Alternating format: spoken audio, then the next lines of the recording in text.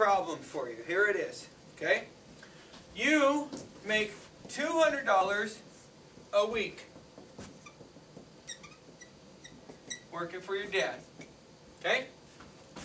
He's going to pay you 5 cents for every taco you sell. Okay? And 25 cents for every piece of pizza.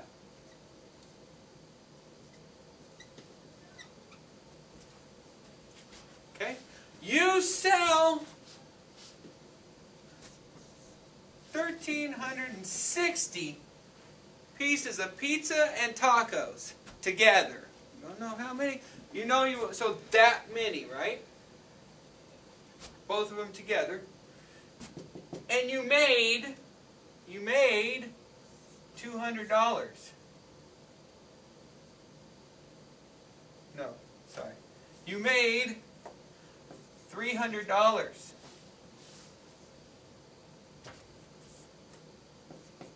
for the week. Okay? Do the problem. All right. Well, first of all, you need to know how many tacos you sold and how many pieces of pizza you sold, right? Because the problem here is going to ask you how much of each. How much of each? Okay? So, one's going to be X, one's going to be Y, right? And wait a minute, it told, hey, I sold this many. So X plus Y equals 1,360. Okay? I still don't know what X and Y is, but I'm that much closer. What else do I have? What other kind of information do I have? Well, I know how much I made, right? How much did I make? 300. I made 300. But how much did I make from selling the tacos and the pizza? 100. 100. Because I had to take the 300 minus the 200 that was my base pay. Can't forget, you got to take away that, and I get 100. Right? So, I'm going to make $100 off of selling X amount of tacos plus Y amount of pizza. Don't forget, I'm only making $100. So I can't say 5 cents and 25 Y or 25 cents if I'm talking about $100, because $100 is how many cents? 10,000 cents. So that's a big difference. That's where it messes you up. Okay? So when I'm talking about 5 cents, I can change it to 5. I really can. It's 5x plus 25y equals 10,000. Why can't I change it? And why would I change it? 5 is a lot easier to deal with than 0.05, right? And 25, well, why did I change everything? Because I multiplied everything by 100. So I moved everything over 2 places. Okay? 2 places here, 2 places here, 2 places there. But the cool thing is, I have 2 variables, right? How many variables, how many equations do I need to solve 2 variable equations? Okay, we learned this very first day. You need 2 equations for 2 variables. You need an equation for every variable that you have. Okay? If you have a one variable equation, you can just solve it with that one equation. But if you have two variables, you need two equations. If you have three variables, you need three equations. 4, 4, and so on and so on. Okay? And now we use our method. So now I'm going to take you to this other side. See how we are. We got 10 minutes. We can do it. We can do it. And now we just do our regular math. Okay? And our regular math is x plus y equals 1360. Just hopefully I did this right. And then 5x plus 25y equals 10,000. Okay? Now you ask yourself, what's easier to make? A 1 into a 5 or a 5 into a 1? A 1 into a 25?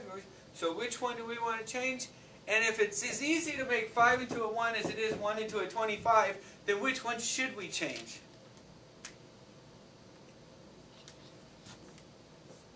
The x. Because it's out in front. You know? It's just as easy as changing the y, right? So let's change it. But it has to be the opposite. 5 isn't the opposite of 5. Negative 5 is. Everybody on the block gets the paper. Everybody on the block. So it's negative 5x plus negative 5y equals, and negative 5 times all of this, which is, and if I'm doing it in my head, I just go 5 times 1,000. 5,000. 5 times 300. 1,500, right? 5 times 60. 300. 30 plus 0. Right? And then 5 times 0? 0. So, I really have 8, 6, 0, 0. So I really have 6, 8, 0, 0. And 5x plus 25y equals 10,000. And it looks like Mr. Williams might be onto something, because it might actually work. I don't know, I'm not going to get too excited yet. But there we go. 20y equals, and it looks like 68. Well, 7,000 from 10,000 is 3,000, right?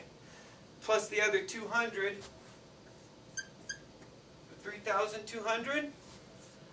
Now here's a little cool trick. 2y equals 32 or 320. I'm just, because, you know, get the zeros out.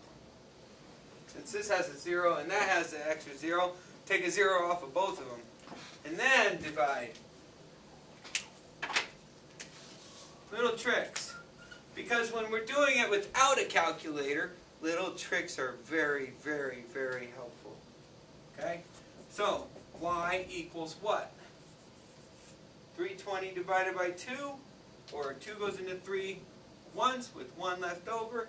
2 goes into 12 6 times, so it's 160 y's. Then what do we do? Plug it in, plug it in. You take that x plus y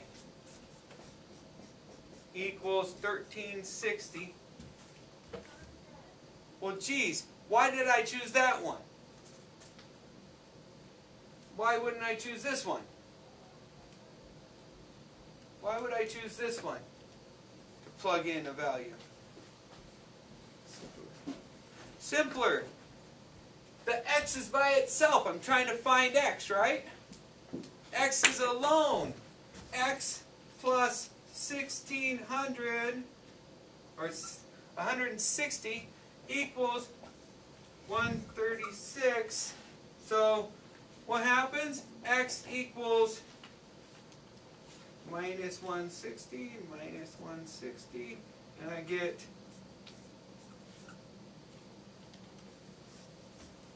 1,200.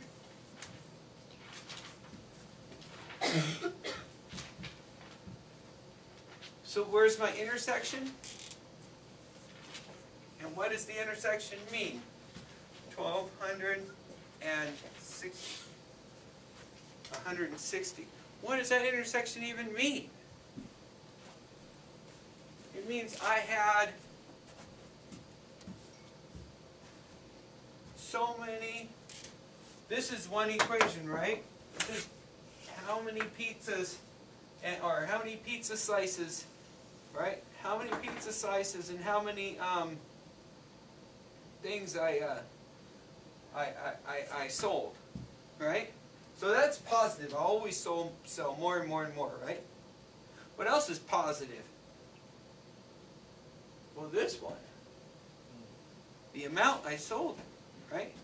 So that's going to go up and up and up. And what's going to happen is that somewhere they're going to meet. So even though they're both positive slopes, right? They're both positive slopes. And are they both positive slopes, by the way?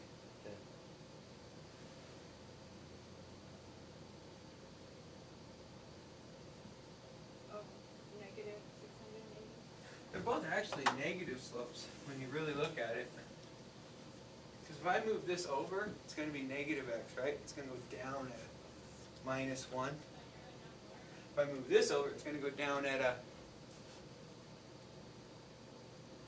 -5, a little steeper. 1, it's going to go rise over run, down 1, run 5, so a little not as steep. Down 1, run 1, and then this one's going to be like that. But they're still going to cross. Where do they cross? Right here. And what does it tell you?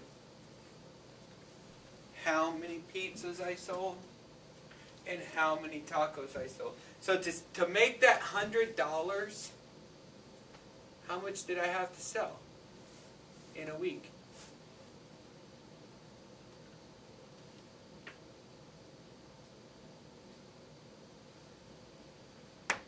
Oh, 1,200 tacos and 160 slices of pizza.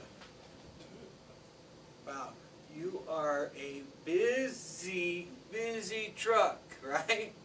It's a lot of tacos and a lot of, to make that extra $100.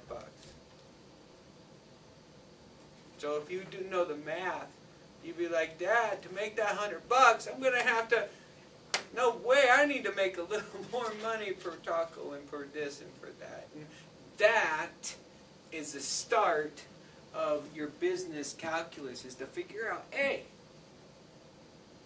what would be a good price to sell these at, right? And be able to make this much at. What if this is your profit period? How much you make off of each taco. Now all of a sudden you might be thinking about, you know, what you're charging your prices for, right? Because if to make $100 in a week, you have to sell 1,200 tacos. If that was actually your overhead, right? It cost you, if it was 50 cents you were charging per taco, right? But it cost you 45 cents to make it. Now all of a sudden, wait a minute, this isn't a very good idea. I need to charge more like $1. So I make 55 cents per taco. Then figure out how many you have. But you don't want to be like, oh, I'm going to make $100 if I sell 3 tacos, right? Because you ain't going to sell the tacos. That's the magic of business. You got to balance how much you're making with how much you're selling. How much does it cost? How much did you sell it for? Okay? And this is what we use this math for. This is constantly used for business. All sorts of businesses use this type of math.